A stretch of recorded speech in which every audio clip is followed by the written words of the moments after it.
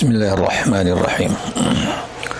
الحمد لله رب العالمين والصلاة والسلام على سيد المرسلين محمد وعلى آله وصحبه أجمعين. رب اشرح لي صدري ويسر لي أمري واحلل عقدة من لساني يفقهوا قولي.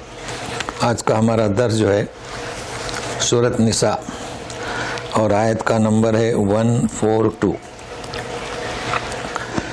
اعوذ باللہ من الشیطان الرجیم.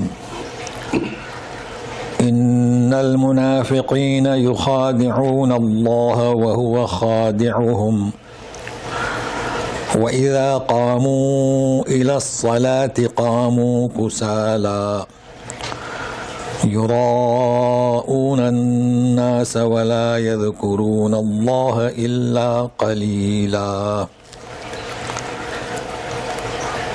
آیت میں یخادعون اور خادعهم اسے سمجھنا ہے، اور پھر صلاۃ اور کسالہ. تو ترجمہ یہ ہے کہ یقیناً منافقین، ذکر چل رہا ہے منافقین کا،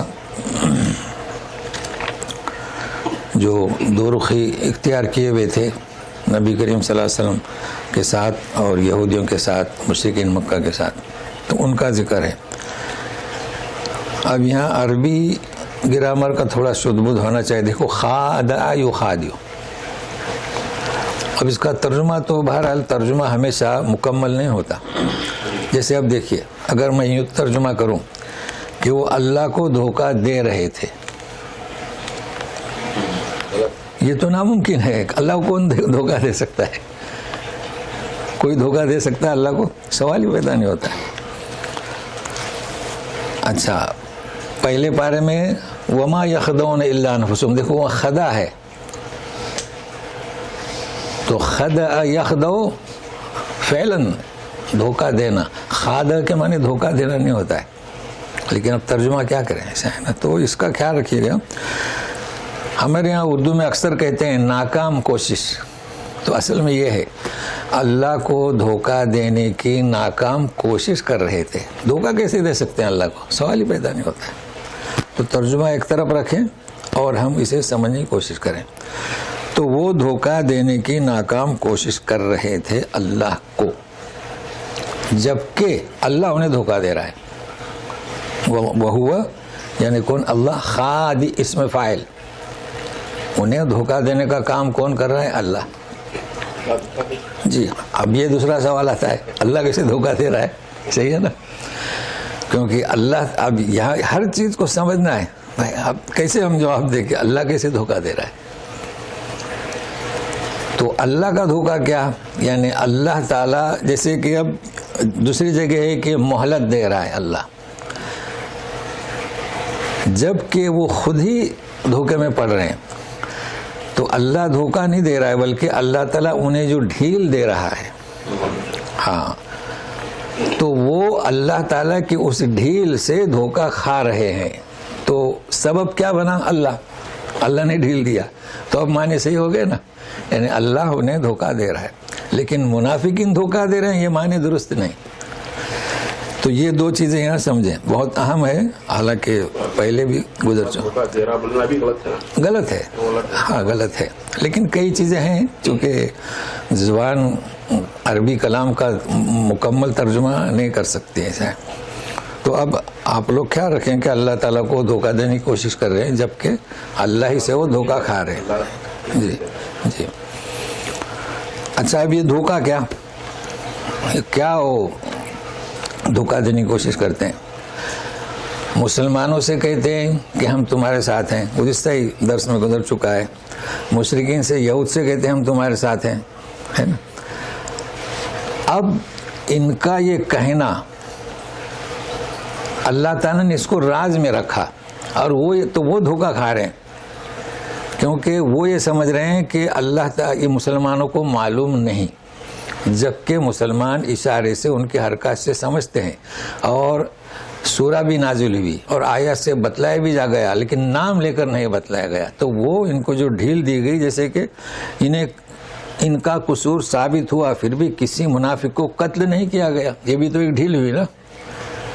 تو وہ دھوکہ کھا رہے ہیں. جی اب دوسری چیز قاموا الی الصلاۃ، جب وہ نماز پڑھتے ہیں، اب ان کی تفصیل، منافقین کی صفات قبیحہ. سب سے پہلے منافق وہ نماز کے لیے آتے تھے، لیکن کیسے آتے تھے؟ قاموا الی الصلاۃ قاموا کسالى. تو سب سے پہلے یہاں یہ صلاۃ جو ہے نا، جو لوگ اس مصحف میں پڑھتے ہیں وہ صلوات پڑھتے ہیں، تو ریڈنگ غلط ہو جاتی ہے. جن کے پاس یہ مصحف ہے، اب انڈین پرنٹ ہے وہ دیکھیں وہاں کیسا لکھا ہوا ہے، وہاں بڑا الف ہے. ہاں تو اس کے لیے آپ ایک آیت نکالیں جہاں دونوں ہیں. پیج نمبر ہے جن کے پاس 39، لیکن سورہ بقرہ کی آیت نمبر ہے 238 سورہ بقرہ. تو اسے نوٹ کریں گے نا تو کبھی غلط فہمی پھر نہیں ہوگی. یہ صلاۃ یا صلوات. اب دیکھیے یہاں حافظوا علی الصلوات، لمبی تا سے، تو جہاں لمبی تا سے آئے گا تو آپ پڑھیں گے صلواتی، ہے نا؟ کیا مطلب؟ نمازیں. اور جہاں گول تا سے ہو، جسے کہتے ہیں تا مدورہ، تا مربوطہ، یہ اصطلاحات ہو اس کی، تو اسے آپ پڑھیں گے صلاۃ، نماز. کوئی نماز، ایک نماز، ایک ساتھ ہیں. ملی نا آپ کو آیت؟ ہاں صلوات اور صلاۃ. اب جہاں بھی لمبی تا ہو، اچھا اسی طریقے سے سورہ کہف میں غدات، تو غدوات ہی پڑھتے ہیں. صبح شام وہ بھی سمجھ میں نہیں آتا ہے تو غدوات نہیں، غدات. جہاں مدور تا ہے تو غدات سورہ کہف میں، یعنی صبح، عشی، شام. اور جہاں صبح شام ہے تو غدوات. تو یہ قانون نوٹ کر لیں آپ، چونکہ ہمارا کام قرات کی تصحیح بھی کرنا ہے. تو قاموا الی الصلاۃ قاموا کسالى.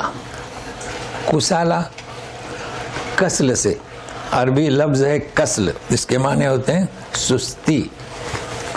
اور یہ اس کا مشتق، یعنی میں کہتا ہوں نا مشتق، یعنی یہ اس سے بنا، اصل کسل، پھر کسل سے بنا کسالى یکاسلون یکسلون. اچھا اب سست، تو وہ بھی حق ادا نہیں ہوا. بھائی سست کسے کہتے ہیں؟ آدمی کی نیند پوری نہیں ہوئی تو وہ سستی ہے اس کے بدن میں، صحیح ہے نا؟ یا ہے کہ خوب کام کیا ہوا ہے، وقت سے زیادہ تو تکان ہوئی تو وہ سست ہے. یہ وہ سستی نہیں ہے، کاہل ہیں. جب نماز کے لیے کھڑے ہوتے ہیں تو کسالہ، کاہل بن کر کھڑے ہوتے ہیں. کاہل بن کر کیا؟ کسی عمل میں رغبت نہیں، ہاں جوش و خروش نہیں، نماز پڑھنے میں ان کی دلچسپی نہیں، رغبت نہیں. تو ترجمہ ہے لیکن سمجھنا ہے. تو آتے تھے، جسے ہم اکثر کہتے ہیں بادل ناخواستہ آیا کرتے تھے مسجد میں. یہ ہے کسالہ کا ترجمہ. اب دوسری صفت، یہ ایک ان کی صفت ہو گئی. اچھا اس کا مطلب یہ نہیں کہ ہم لوگوں میں بھی کبھی سستی رہتی ہے، چونکہ کام کی تھکاوٹ، تو کبھی کبھی سست، وہ مراد نہیں ہے. یہ منافقین کی صفتیں بیان کی جا رہی ہے. وہ تو ہماری تھکاوٹ اور کمزوری کی بنیاد پر کبھی رفع دین بھی نہیں کرتے ہیں، چلو بھائی مختصر نماز پڑھ کے، اس سے یہ مراد نہیں ہے. یہاں یاد رکھے کیا بیان کیا جا رہا ہے؟ منافقین کی صفت. جی دوسری صفت یراؤن الناس. نماز کے لیے آتے تھے، کیوں؟ لوگوں کو دکھانے کے لیے. نہیں آئیں گے تو کہیں گے یار یہ مسلمان نہیں.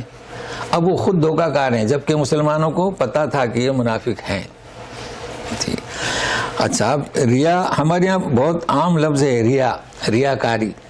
ریاکاری کا قیامت میں اسے کچھ بھی اجر نہیں ملے گا. اب یہ تو نماز میں ریاکاری، اور بھی کھانے میں کھلانے میں ریاکاری، پڑھنے میں پڑھانے میں. ریاکاری کا کیا ہوتا ہے؟ باقاعدہ حدیث میں اس کی وضاحت ہوئی ہے. جو شخص کوئی بھی عمل ریاکاری کے لیے کرے گا تو اس کا اجر اسے مل گیا دنیا میں، اب آخرت میں کچھ بھی نہیں. اب وہ اگر کہے گا کہ میں نے تو یہ نیکیاں کی تھی، تو جواب دیا جائے گا تو نے جس مقصد سے کیا تھا وہ تو نے حاصل کر لیا، اب کچھ نہیں. تو یہ ہے ریاکاری. ریاکاری سے کوئی بھی عمل کرو، پہاڑ جیسا بھی بڑا، تو وہ رائے کے دانے کے برابر بھی نہیں رہتا ہے. وَلَا يَذْكُرُونَ اللَّهَ إِلَّا قَلِيلًا. اللہ کا ذکر کرتے ہیں بہت ہی کم. کوانٹٹی کس کی؟ عمل کی.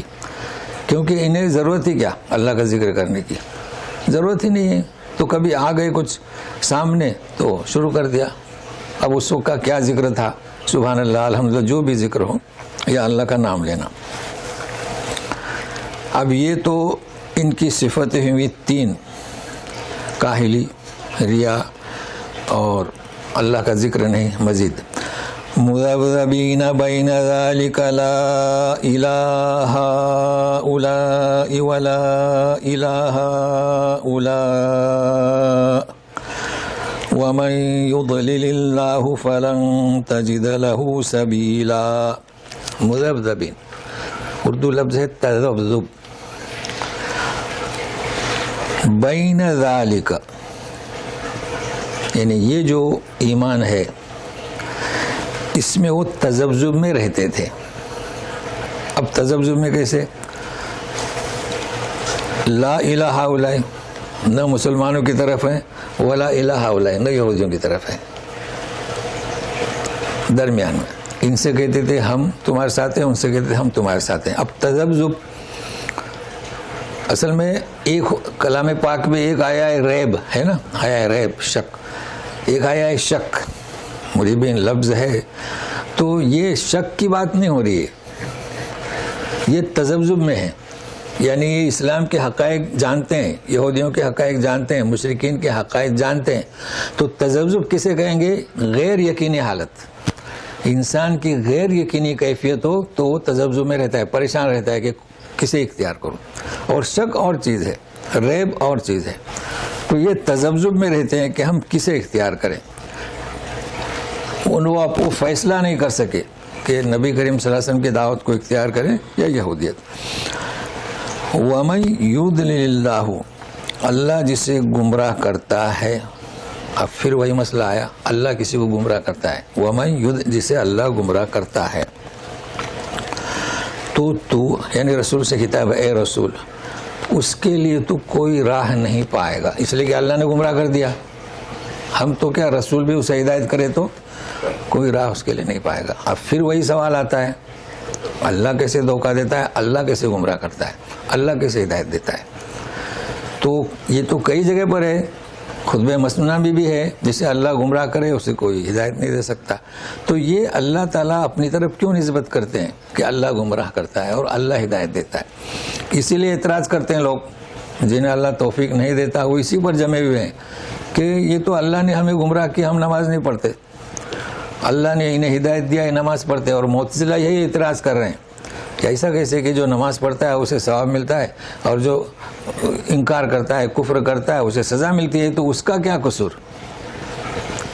تو یہ آیت کا ظاہر ہی دیکھتے ہیں، اصل میں ایسا نہیں ہے. اللہ تعالیٰ نے اپنی طرف نسبت کیوں کیا؟ حقیقت میں اللہ گمراہ نہیں کرتا، وہی اپنے آپ کو گمراہ کرتے ہیں.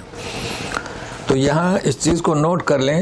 ایک چیز ہے اختیار کی، دو راستے ہیں، اما شاکرا و اما کفورا، کہ تم قدردانی کرو یا ناشکری کرو، کفر اختیار کرو. اختیار کسے دیا؟ انسان کو. اب وہ جو راستہ اختیار کرتا ہے، مان لیجیے کہ اس نے گمراہی کا راستہ اختیار کیا، تو گمراہی کی طرف جانے کی توفیق کون دے گا؟ اللہ. اس کا مطلب ہے کہ اللہ گمراہ کرتا ہے. ابھی اس کو یوں سمجھیں، جن کا ایمان ہے اللہ پر، ہم کچھ بھی نہیں کر سکتے جب تک کہ اللہ کی توفیق نہ ہو. ہم جو یہاں اس وقت بیٹھے ہیں یہ بھی ہم بیٹھ نہیں سکتے جب تک اللہ توفیق نہ دے. تو ہمیں ہدایت کس نے دی؟ اللہ نے دی. اب جو ڈاکہ ڈالنے کے لیے جاتے ہیں، غلط کام کے لیے جاتے ہیں، بتائیے ان کے پاس کیا ہے؟ وہ تو یہ ہاتھ بھی حرکت نہیں کر سکتے، مگر ان کی نیت کے مطابق، ان کے اختیار کردہ عمل کے مطابق اللہ انہیں ڈھیل دیتا ہے، جاؤ اپنا تم نے اختیار کیا کرو. یہ مراد ہے.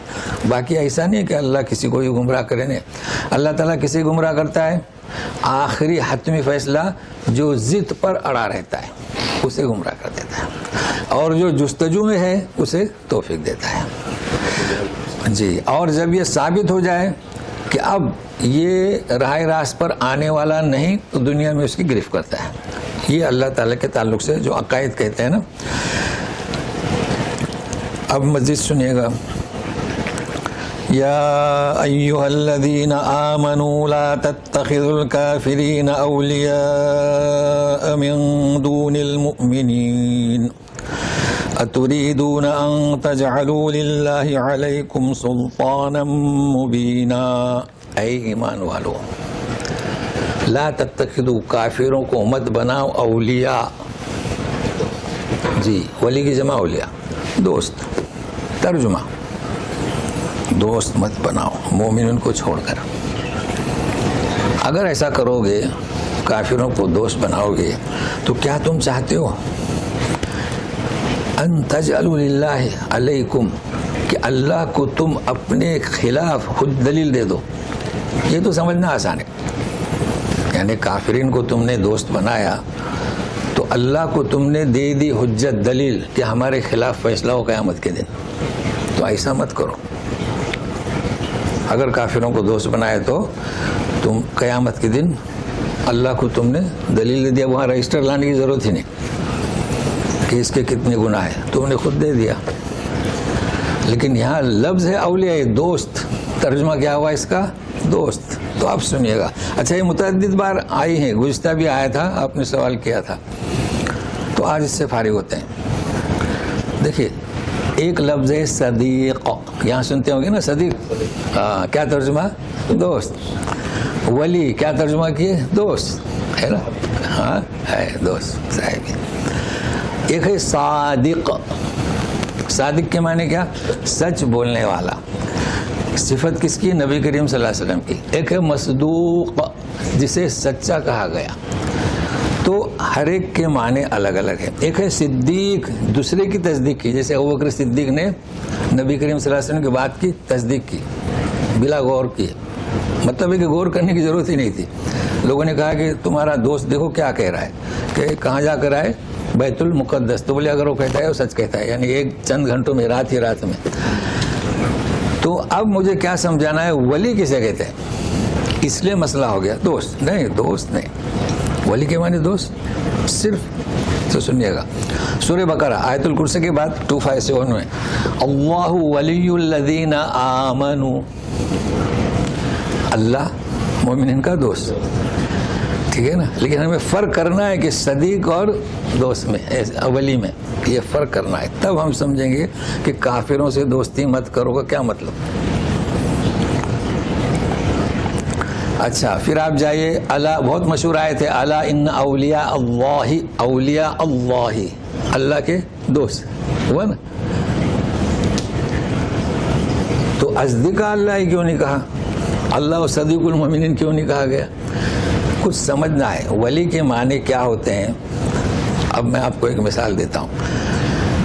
آپ کے بچی کا نکاح ہوتا ہے، آپ کیا کہتے ہیں؟ ولی کہتے ہیں کہ نہیں؟ ولی، ہاں، والی اور ہے، ولی اور ہے نا. ولا ولی، ولی والا. لا نکاح بدون ولی. کیا؟ ولی کے بغیر نکاح نہیں.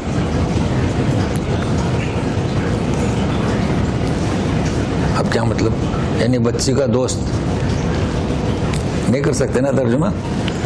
نہیں کر سکتے. اچھا، وہ فارم رکھتے ہیں، وہاں لکھتے ہیں ولی کا نام کیا؟ اور ایک گواہ.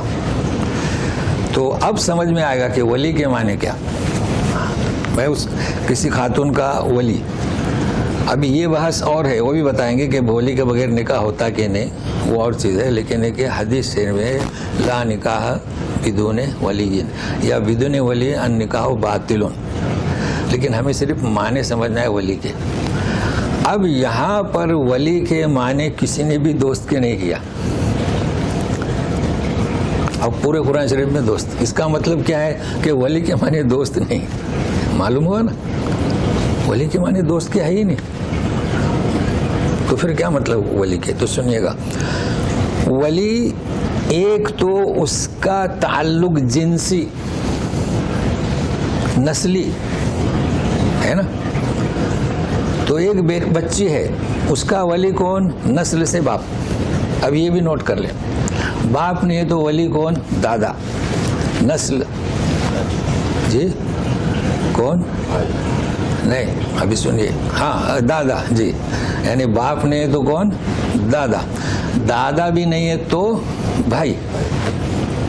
ابھی صحیح پہنچے. بھائی نہیں ہے تو کیوں ایسا؟ ارے بھائی، چاچا کو تو بڑے ابا بولتے ہیں، ہے نا. لیکن ترتیب یہ ہے، اس لیے کہ چاچا نسل کے رشتے میں دور ہے، اس کا بھائی دیکھو قریب ہے. تو اب سمجھ میں آئے گا کہ ولی کے معنی دوست کے نہیں. ولی کے معنی کیا؟ جو نسلی قریب ہو. یہ ایک معنی ہے. ٹھیک ہے. دوسرے معنی کیا؟ ہمارے یہاں بہت اچھا سمجھ میں آئے گا. شیخ عبدالجیلانی کون ہے؟ ولی ہیں ہم سب کے، یعنی ہم سب کے مطلب ہمارے معاشرے کے، یہ کہہ رہا ہوں، ہے نا، چونکہ وہی ہمارے یہاں وہی مشہور ہیں. اب وہ ولی کیوں ہندوستانیوں کے؟ ایسا کیوں؟ کوئی نسلی رشتہ؟ اعتقادی دینی رشتہ. اب یہ رشتہ ان کا غلط ہے، مگر مجھے سمجھانا ہے نا، نہیں تو اس کو پھر دلیل نہ بنائیں. ان کا یہ دینی عقیدہ یہ ہے کہ یہ ہماری کیا بخشش کریں گے، سلسلہ خلافت ولی. تو یہ ولی کے معنی. ٹھیک ہے. اب اللہ کی طرف جائیں. اللہ صدیق نہیں، دوست نہیں. اللہ نسلی رشتہ نہیں. عقیدہ ہمارا کہ اللہ ولی الذین آمنوا، اللہ ہی ہمارا حامی ہے، ہماری حمایت کرنے والا ہے، ہمارا کارساز ہے، دوست، جو بھی معنی کرے. تو ولی کے معنی یہ نہیں ہوئے دوست کے. اب کفار سے جو کہا جا رہا ہے، اگر آپ نے ترجمہ کیا کہ کفاروں کو دوست مت بناؤ،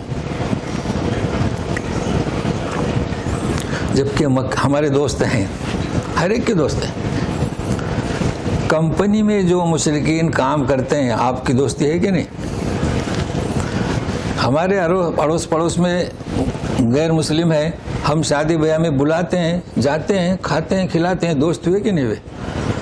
تو یہاں اس دوستی سے نہیں روکا جا رہا. یہ تو انسانیت ہے. اگر ہم ان سے دوستی نہیں کریں گے تو ہمارے اس دین کو کیسے سمجھیں گے؟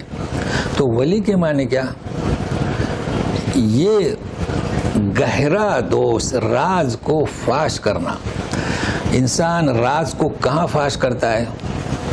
انسان گناہ کرتا ہے نا. کسی کو خبر ہے، گناہ کرنے کے لیے چلا گیا، اللہ کے سامنے راز فاش، حالانکہ اللہ کو معلوم ہے، مگر کہتا ہے کہ اللہ فلاں گناہ مجھ سے غلطی سے ہو گیا. راز فاش کر دیا نا، خود کا راز فاش کر دیا. اب جو لوگ اولیاء سے کیا رہتے ہیں، عقیدت مندی رہتے ہیں، ایک مثال دے رہا ہوں تاکہ وہ بھی سمجھے، حالانکہ وہ شرک ہے. اولیاء سے دعا کرتے ہیں گائے بنا کے، مجھ سے یہ گناہ ہو گیا، مجھے یقین ہے تم معاف کرو گے. تو کہنے کا مقصد کیا کہ عقیدہ وہ ہوتا ہے ولی. اب چاہے وہ غلط ہو، صحیح ہو، تو اللہ کے ساتھ ہمارا عقیدہ صحیح ہے، دین کے ساتھ ہمارا عقیدہ صحیح ہے، تو اللہ ولی الذین آمنوا عقیدتاً. اور جیلانی صاحب کی مثال دیا سمجھانے کے لیے تاکہ سارے لوگ سمجھ جائیں. ٹھیک ہے. اچھا، اب ایک مثال، ایک اور. جب بغیر ولی کے نکاح باطل ہے، ہمارے یہاں تو سب بغیر ولی کی اکثر شادیاں ہوتی ہیں، اکثر. تو یہ بھی سن لیجیے گا. کیا یہ حدیث امام ابو حنیفہ کو نہیں پہنچی؟ نہیں پہنچی. ہوتا ہے نا، ساری حدیثیں تو پہنچتی نہیں نا. مگر اب سنیے ہمارے یہاں کیسا تصور ہے اور یہاں کے علماء کا کیسا ہے، یعنی معیار ان کا فتویٰ دینے کا.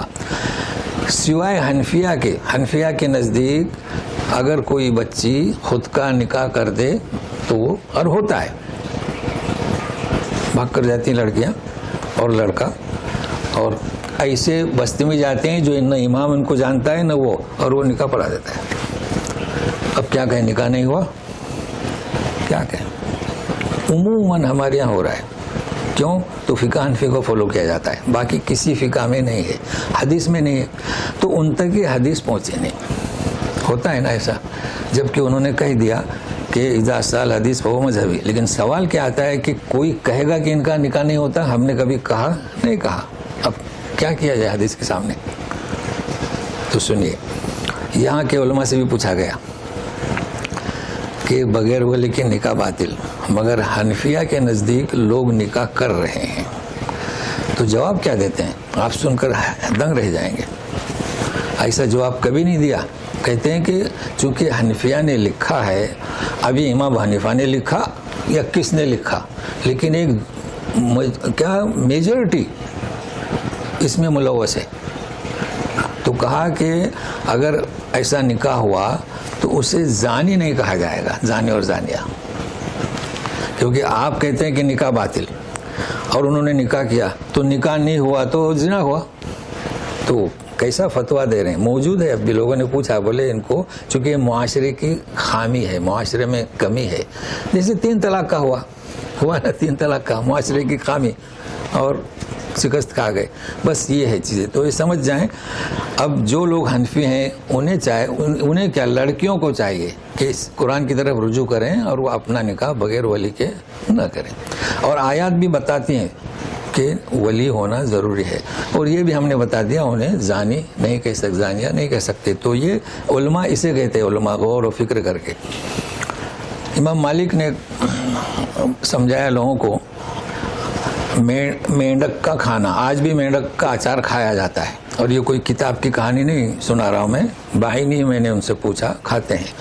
تو امام مالک کے وقت میں بھی یہی معاملہ تھا. تو کچھ لوگوں نے فتویٰ دیا کہ میڈک کا کھانا حرام. زبدہ بولتے ہیں, کہا کہ نہیں, اگر معاشرہ اس کے کھانے میں مشغول ہوتے آپ ڈائریکٹ فتویٰ مت دو کہ میڈک کا کھانا حرام, کیونکہ ایک تو کھا رہے ہیں, پھر آپ نے فتویٰ صادر کیا, اس کی مخالفت کر رہے ہیں. تو یہ طریقہ کار ہوتا ہے. ایک اور ایک مثال دیتا ہوں. حضرت عمر رضی اللہ تعالیٰ عنہ کے زمانے میں, آپ جانتے ہیں, یہ تو وہ سمجھ سکیں گے, لونڈی, لونڈا, غلام, باندی جانتے ہیں نا. تو اگر آپ نے ایک باندی خریدی, وہ آپ کی ہو گئی. اب وہ کیا کرے گی, اس کا نہ شوہر نہ ماں نہ باپ, آپ ہی سب کچھ ہیں. تو اس سے ہم بستری کر سکتے ہیں. یہ مسئلہ تو آپ جانتے ہیں, نہیں تو کہاں جائیں گی. مگر ایک عورت نے کیا کہ غلام خریدی اور اس کے ساتھ اس نے ہم بستری کی. اب وہ کیسے کی, قیاس کر کے, کہ جب ایک مرد باندی خریدتا ہے, اس سے وہ صحبت کرتا ہے, تو میں نے غلام خریدا. اب لوگوں کو معلوم ہوا, اس کو سزا نہیں دی. مگر حضرت عمر رضی اللہ عنہ نے فرمایا کہ آج سے یاد رکھنا, اگر مجھے معلوم ہوا کہ کوئی کسی نے غلام خریدا, اس کے ساتھ یہ عمل کرے گی, تو اس کو کوڑے لگاؤں گا. دیکھیں, تو یہ ہوتا ہے ہمارے معاشرے کی کیا خامی اور قرآن سے دور. بہرحال یہ مسائل بھی بتا دیے, کوشش کریں.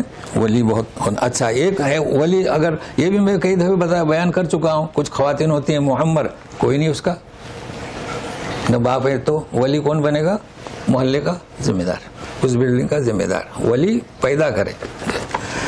اب اگلی آیت,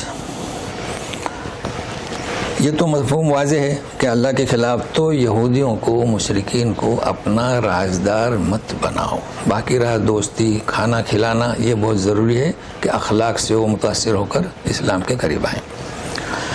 ان المنافقین فی الدرک الاسفل من النار ولن تجد لهم نصیرا. منافقین فی الدرک الاسفل, اسفل یعنی نیچا, درک یعنی درجہ. ایک درج بھی آتا ہے اور ایک درک بھی آتا ہے. درج اوپر جانے کے لیے, درک نیچے جانے کے لیے.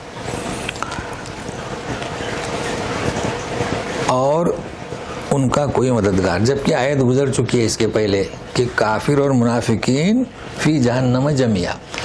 تو کافر منافقین جہنم میں سب رہیں گے, لیکن درجہ سب سے نچلا منافقین کا. کیوں؟ دھوکہ, خیانت, دوگلاپن.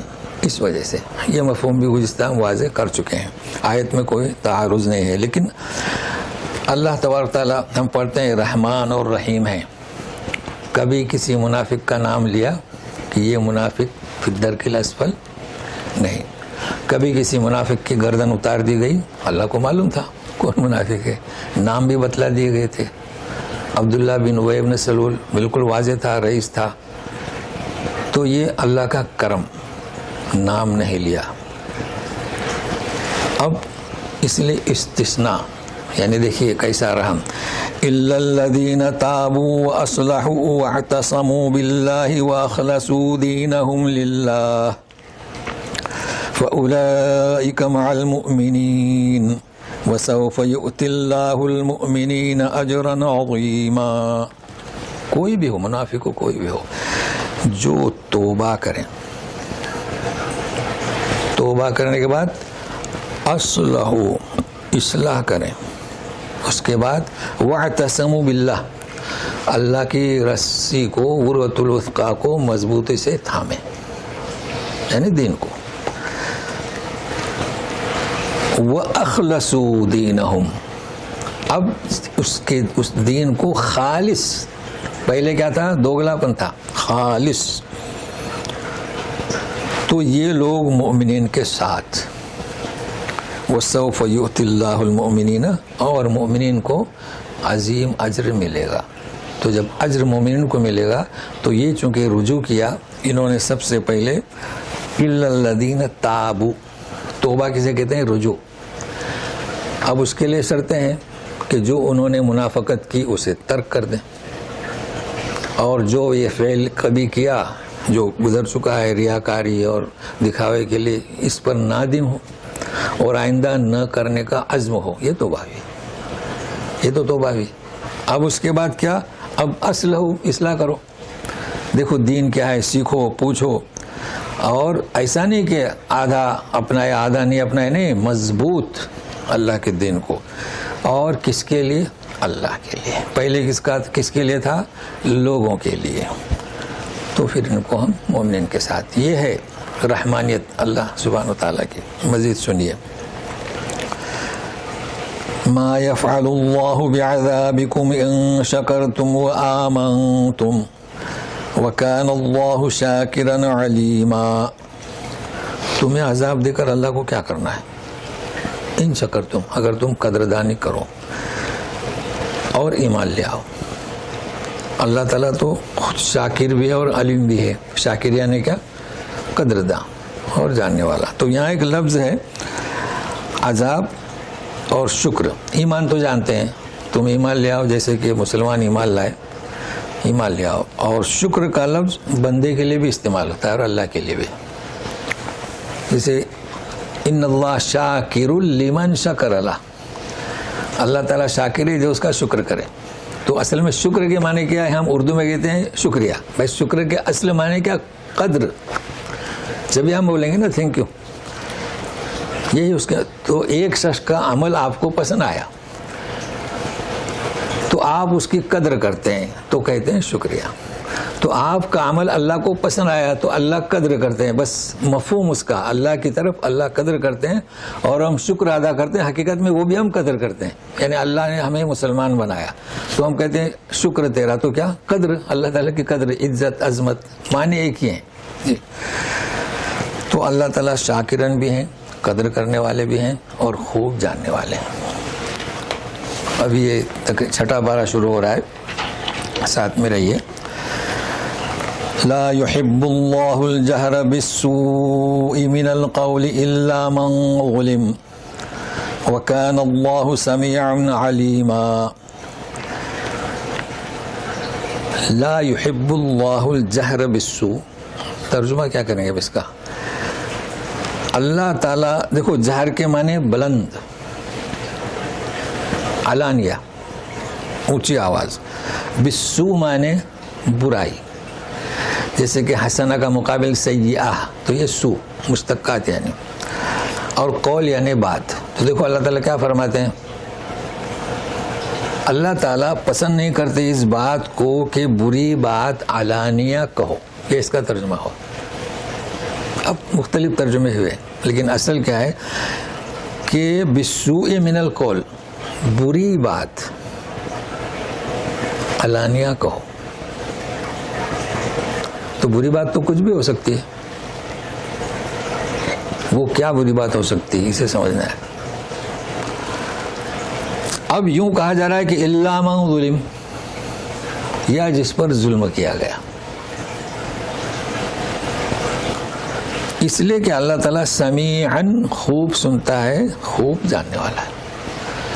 اب یہ کیا بات ہو گئی؟ بری بات پہلے کیا؟ کسی کے بارے میں کچھ برا مت کہو. ایک چیز یہ، جیسے کہ کسی کے بارے میں آپ نے ایک صاحب کو کہہ دیا یہ فلاں آدمی ہے، ایسا مت کہو. اللہ تعالیٰ اس کو پسند نہیں کرتے. کیوں پسند نہیں کرتے جانتے ہیں؟ مطلب اس کی حکمتیں مختلف ہیں. جیسے کہ ایک شخص میں کوئی برائی ہے، اب آپ نے کسی کو کہہ دیا، اس نے کسی کو کہہ دیا، 3 سال کے بعد اس نے توبہ کر لیا. اب اس کے بارے میں یہی مشہور ہے کہ یہ گانجا استعمال کرتا ہے یا شراب پیتا ہے. وہ تو توبہ کر کے پاک صاف ہو گیا. الا من تاب وآمن مع المؤمنین. اب گناہ کس پر ہوگا بتائیے؟ جس نے برائی ظاہر کی. یہ ایک معنی اس کے ہوتے ہیں، یعنی کسی کو. اچھا، دوسرے معنی یہ ہوتے ہیں کہ کسی کو بھی برا مت کہو. کیوں برا کہتے ہو کسی کو؟ کسی کو آپ نے اگر برا کہا تو آپ سے نفرت کرے گا، یہ بھی اس کے معنی ہیں. اچھا، اب الا من ظلم، تو برائی کب آپ کر سکتے ہیں کسی کی؟ جب کسی پر ظلم کیا جا رہا ہو. اب اس کی مثال حدیث شریف میں ہے. ایک شخص کا پڑوسی اسے بہت ستا رہا تھا. ہوتا ہے نا کچھ پڑوسی. تو اس نے کیا کیا، نبی کریم صلی اللہ علیہ وسلم کے زمانے میں گیا، اس وقت کا قصہ کہ بہت پریشان کرتا ہے. تو آپ صلی اللہ علیہ وسلم نے فرمایا کہ ایسا کرو، پورا سامان باہر نکال کے کھڑے ہو جاؤ. پورا اس نے سامان نکالا اور کھڑے ہو گیا باہر. اب جیسے آدمی جا رہا ہے تو پوچھا کیا ہو گیا؟ بولے بہت ستا رہا ہے. دیکھو الا من ظلم ہے نا، کیونکہ اس پر ظلم کیا جا رہا تھا. اب جو بھی آ رہا ہے کیوں؟ تو الا من ظلم، بہت پریشان کرتا ہے، نہ رات میں نیند آتی ہے نہ کچھ. بس اب اس نے دیکھا بیچارہ بدنامی ہو رہی تو آیا، چلو خلاص اب معاف کرو، یہ کرو. دیکھو کیسا حال ہو گیا. تو الا من ظلم کو اجازت دی گئی. تو کبھی بھی خیال رکھنا چاہے، خامیاں ہر انسان میں ہیں، لیکن ایک اس سے بڑھ کر چیز میں آپ کو بتاتا ہوں، پڑھ چکے ہیں لیکن وہ بھی 2-3 دفعے ہونی چاہیے. سورہ نور میں بالکل شروع میں ہی پڑھ چکے ہیں نا کہ اگر کوئی زنا کرتے کسی کو دیکھے تو کیا کرنا چاہے. اس کو کہہ دیا کہ بھائی فلاں کو ہم نے زنا کرتے ہوئے دیکھا ہے نا. سورہ نور میں بالکل 4 نمبر آیت میں 4 گواہ لے کر آئے. کتنے؟ 4 گواہ. سورہ نور کی آیت. یہ بھی تو برائی ہوئی نا. ایک شخص جا کے کہہ رہا کہ اللہ کے رسول سے فلاں عورت اور مرد زنا کر رہے تھے، تو برائی ہوئی کہ نہیں ہوئی؟ تو کیا حکم اترا؟ کتنے گواہ لائیں؟ 4. تو ایک شخص گئے نبی کریم صلی اللہ علیہ وسلم کے پاس، بولے کہ میں 4 آدمی کو لے کے جاؤں، میری بیوی کسی کے ساتھ زنا کر رہی ہے، وہ تو فارغ ہو جائے گا، چلا جائے گا. 80 جلدہ، کیا فرمایا؟ 80 کوڑے کھانے کے لیے تیار ہو جاؤ. دیکھیں، اور قرآن کیا آئے تھے؟ جو 4 گواہ نہ لائیں فجلدوہم 80 جلدہ. کیوں ایسا؟ سب سے بڑھ کر برائی ہے زنا. جس وقت سورہ نور نازل ہوئی، یہ آیت سورہ نور کی مختلف طریقے سے نازل ہوئی، تنزیل نزل، اس وقت سے آج تک کوئی 4 گواہ لا نہیں سکا. کیوں نہیں لا سکا؟ لا سکتا بھی نہیں. کسی کو سزا ہوئی بھی نہیں. وہ جو سزا ہوئی ہے نا، وہ تو انہوں نے اعتراف کیا، اقرار کیا تھا. تو یہاں پر جو برائی ہے، اللہ کو یہ برائی بھی پسند نہیں کسی کے بارے میں کہو کہ فلاں زنا کرتی ہے. ارے بھائی، مجرد کسی روم میں دونوں کا بیٹھنا اس بات کی دلیل نہیں کہ وہ زنا کرتے ہو. لاک کر دیا، باہر چلے گئے، ارے دونوں اندر ہیں، نہیں. بلکہ زنا کرتے وقت بھی دیکھا ہو تو 4 گواہ. بہرحال یہاں اس آیت کو نوٹ کر لیں، لا يحب اللہ الجہر بالسوء من القول. آپ علانیہ نہ کہیں. تو اس کا مطلب یہ ہے کہ ستر پوشی. اللہ تعالیٰ کی صفت کیا ہے؟ ستار. الستار پڑھتے ہیں نا، تو ستر پوشی کریں بجائے اس کے کہ آپ شور کریں. ہو سکتا ہے وہ اس فعل سے توبہ کریں تو پھر اللہ تعالیٰ کہاں جمع کریں گے؟ مع المؤمنین. اسی کے تعلق سے ابھی اس آیت کے تعلق سے، ان تبدوا خیرا او تخفوه او تعفو عن سوء فإن اللہ کان عفوا قدیرا. اللہ کیا کہہ رہے ہیں؟ ان تبدوا خیرا، اگر تم کسی بھلائی کو ظاہر کرو، ٹھیک ہے، او تخفوه، یا بھلائی کو پوشیدہ کرو. ابھی سو کا ذکر ہوا تھا نا اوپر، اب کس کا ذکر ہو رہا ہے؟ بھلائی کا.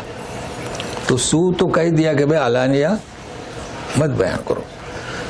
وقت ضرورت واضح ہوا نا، وقت ضرورت بیان کرنا چاہیے جی. او تعفو عن سوء، پھر سو آ گیا، یعنی بھلائی ظاہر کرو، علانیہ کرو، یا ہے کہ بھلائی چھپا کر کرو، یا ہے کہ تم درگزر کرو برائی سے، ہے نا.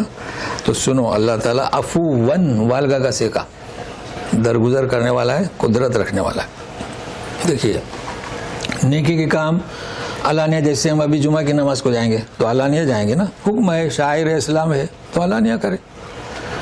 تہجد پڑھتے ہیں تو چپکے سے پڑھتے ہیں، ہے نا. اس کی بات آپ علانیہ کرو، پوشیدہ کرو، اس میں ریاکاری نہ ہو. لیکن سوال یہ آتا ہے کہ یہ جو برائی ہے، کسی نے آپ کے ساتھ کوئی برا عمل کیا ہے، تعفو، برائی نے کیا، گالی گلوچ جو بھی آپ کے بارے میں کچھ نے غلط افشا کی، تو اب کیا کیا جائے؟ تو فرماتے ہیں اللہ تعالیٰ کہ تم اگر اس سے درگزر کرو. ہم کہتے ہیں نا انک عفو تحب العفو، بہت بہترین دعا ہے شب قدر نا، لیلۃ القدر. جی جی. تو اللہ تعالیٰ معاف کرنے والا اور قدیرہ، اس پر قدرت بھی رکھنے والا ہے. انسان کتنے سے کتنا بڑا گناہ کرے تو اللہ اس پر قادر ہے کہ اس کو معاف کرے. تو آپ جانتے ہیں حدیث قدسی ہے کہ انسان اگر آئے گا میرے پاس، زمین و آسمان بھر کر لے کر آئے گناہ، شرک کی آلودگی سے پاک ہو، تو مجھے کوئی پرواہ نہیں. جی. تو وہ قادر ہے. تو کہا کیا جا رہا ہے یہاں اس کے ساتھ میں؟ یہ کہا جا رہا ہے کہ تم برائی کو علانیہ پیش مت کرو. یہ صفت دیکھیے اللہ کی صفت ہے، تو اللہ کی یہ صفت ہم اختیار کرنے کی کوشش کریں. ظاہر ہے کہ ہم اس درجے پر تو نہیں کر سکتے، اختیار کریں. تو آپ بھی تو قادر ہیں. نبی کریم صلی اللہ علیہ وسلم نے کیا فرمایا؟ پہلوان کسے کہتے؟ پہلوان اسے نہیں کہتے کہ کسی کو پچھاڑ دے، نہیں، جو غصے پر قابو پائے. تو آپ اپنے غصے پر قابو پا جائیں تو آپ قدرت رکھنے والے ہوئے نا.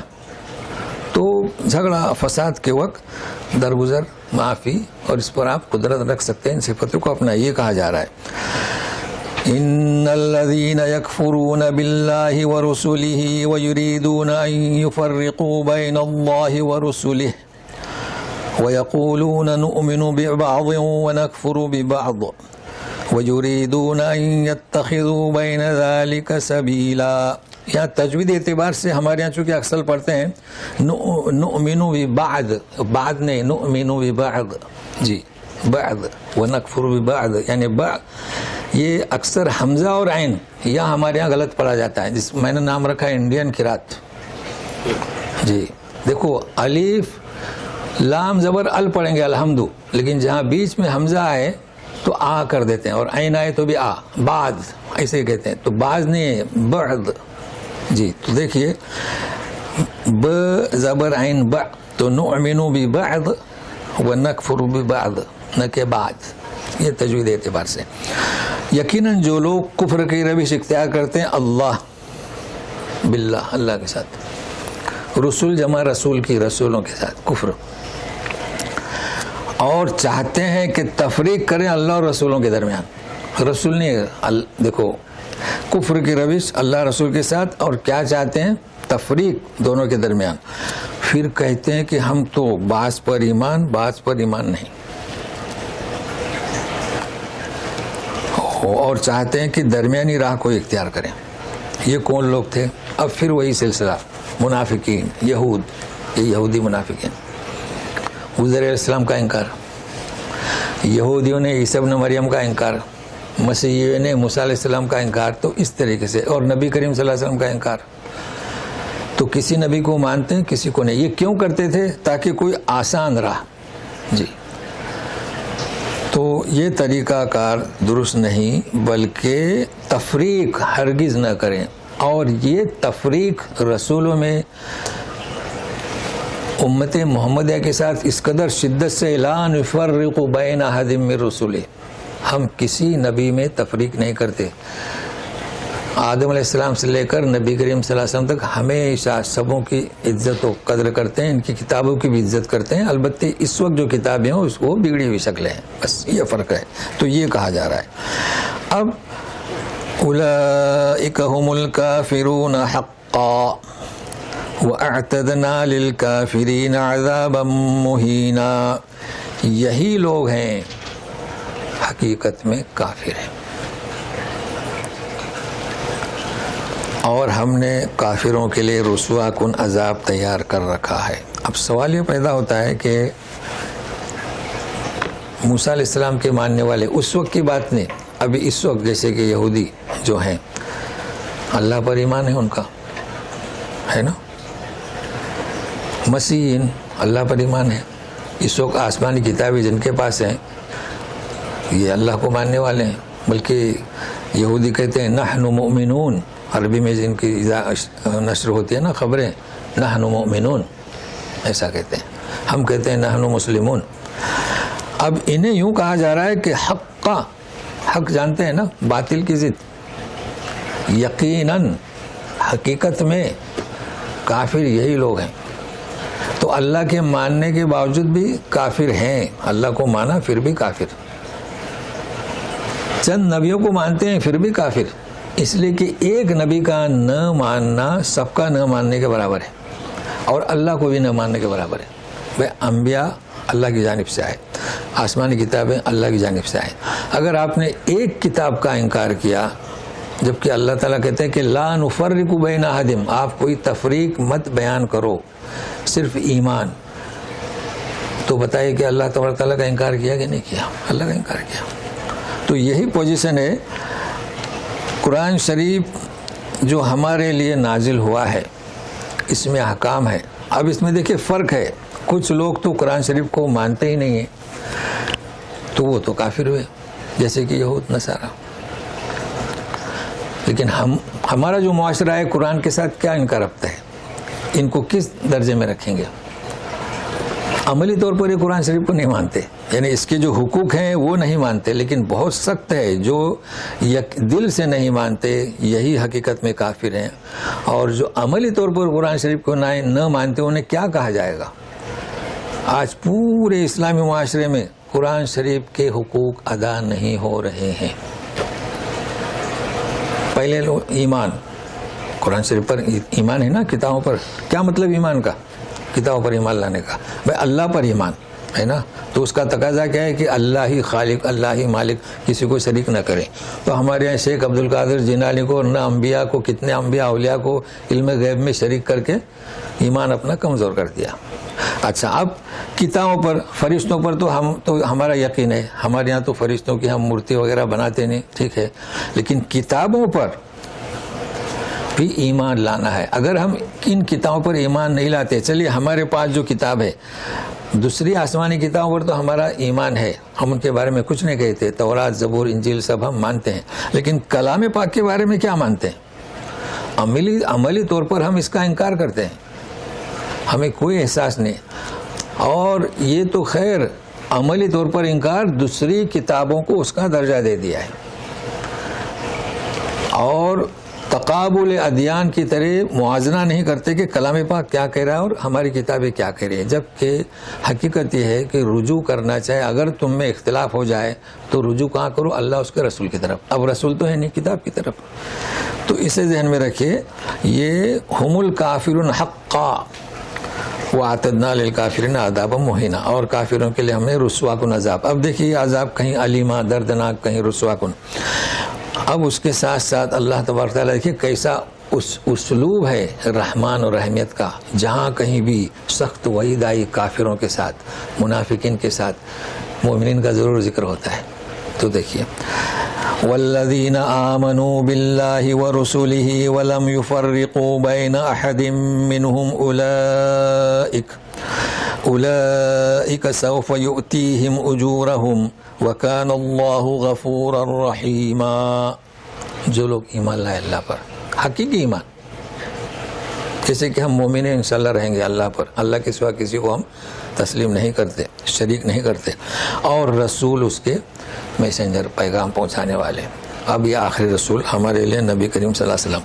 وَلَمْ يُفَرِّقُ بَيْنَ أَحَدٍ مِّنْهُمْ، ہم کبھی تفریق بیان نہیں کرتے، کبھی نہیں بیٹھتے کہ چلیے بھائی موسیٰ علیہ السلام کیسے ہیں اور افضل ہیں یا عیسیٰ علیہ السلام افضل ہیں، یہ تفریق ہمارا کام نہیں، ہم نہیں سمجھ سکتے۔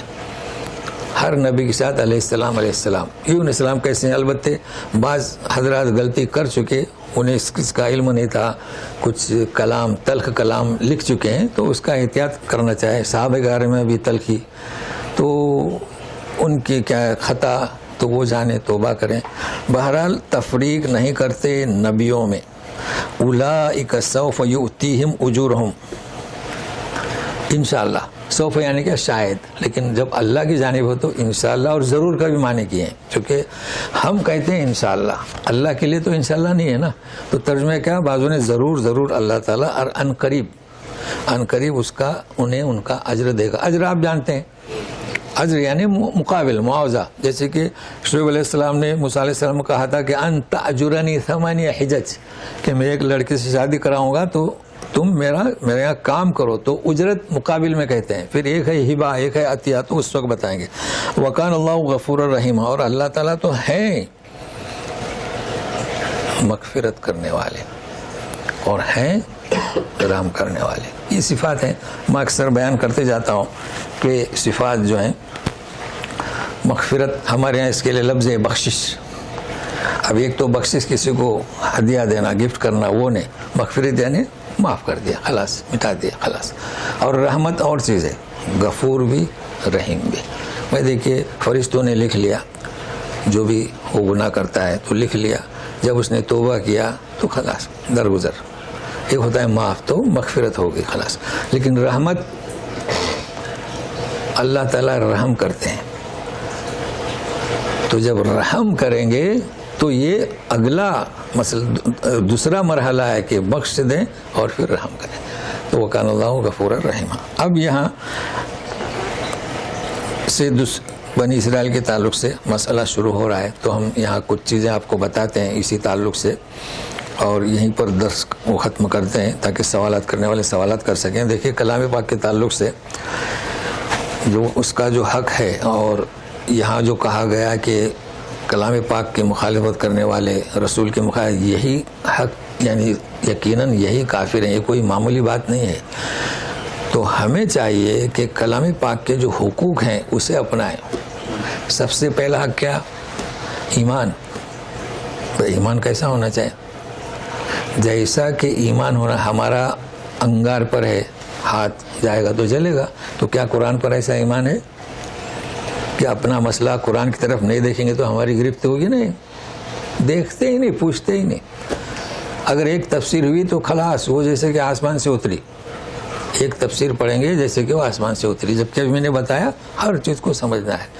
اس کے بعد پڑھنا بھی، اب جیسے میں نے بتایا نا، غداتی، غدواتی، صلاتی، صلواتی، پڑھنا بھی صحیح پڑھنا ہے. معنی تبدیل ہو جاتے ہیں. اللہ تعالیٰ فرماتے ہیں نمازیں، ہم پڑھتے ہیں نماز، تو نہیں. تو یہ حقوق ہوتے ہیں. پھر اس کے بعد اسے سمجھنا. صرف ترجمے سے مسائل حل نہیں ہوں گے، اسے سمجھنا ہے. پھر اس کے بعد عمل کرنا. پھر عمل کریں گے وَعَمِلُوا وَتَوَاصَوْا بِالْحَقِّ، دوسرے تک پہنچانا. تو یہ سارے حقوق ہیں. اللہ تعالی ہمیں اور آپ کو توفیق دے. تو اسی پر اکتفا کرتے ہیں. اعوذ باللہ من الشیطان الرجیم. والذین آمنوا باللہ ورسلہ ولم يفرقوا بین احد منہم اولئک سوف یؤتیہم اجورہم وَكَانَ اللَّهُ غَفُورًا رَحِيمًا. سبحانك اللهم وبحمدك أشهد أن لا إله إلا أنت أستغفرك وأتوب إليك. جی جو جاننا چاہتے ہیں جا سکتے ہیں، سوال کرنے والے کر سکتے ہیں. جی کہیے گا. جی کوئی سوال؟ وعلیکم السلام ورحمۃ اللہ. جی کہیے. یہ ولی اور صدیق کے حوالے سے میں یہ کنفرم کرنا چاہ رہا ہوں کہ اس کا مطلب یہ ہوا کہ قرآن میں کوئی بھی لفظ ایک دوسرے کے مترادف کے طور پر ہم معنی استعمال نہیں ہوا. ہر لفظ کے معنی جدا جدا ہے. جی صحیح بات ہے. جی بالکل صحیح ہے. کہیے. کیونکہ قرآن شریف میں جو الفاظ ہیں اسی کو ہم عنوان دیتے ہیں نا، فروق اللغہ. ایسا نہیں کہ اس کے وہی معنی ہے. یہ تو اب اردو میں ہم اس کا ترجمہ کسی بھی زبان میں، ایسے انگریزی ہو، اردو ہو، فارسی ہو، ترجمہ ہم ہو بہو کر نہیں سکتے. کہیے مزید. آواز نہیں آ رہی. ایک حساس سوال ہے، میں پھر آپ سے علیحدگی میں کرتا ہوں آپ کی فون. اچھا کوئی بات نہیں. آپ کے میسج. اچھا جی ضرور. تو بس اور کچھ نہیں ہے. اور کوئی صاحب؟ چلیں پھر. خطبے میں بھی یہ بولتے ہیں نا وَمَن يُضْلِلْ فَلَا هَادِيَ لَهُ. ہاں وہ مسنون، خطبہ مسنون ہے وَمَن يُضْلِلْ فَلَا هَادِيَ لَهُ، لیکن اس کے مفہوم ہاں جی جی، لیکن ہے کہ اس کا مفہوم آج ہم نے بتایا خطبے میں ہے. جی جی چلیے. تو اس کا مطلب یہی ہے کہ اللہ اگر وہ کر دے تو آپ ہاں مطلب کہنے کہ مطلب ہدایت یضلل گمراہ اور یہدی ہدایت سے مطلب وہی وہ تمہیں اختیار دیتا ہے لیکن کوئی چیز چپکاتا نہیں اور جب تم ضد کرتے ہو تو اس کی راہ ہموار کرتا ہے، یہ مراد ہے۔ چلیے، السلام علیکم ورحمۃ اللہ وبرکاتہ۔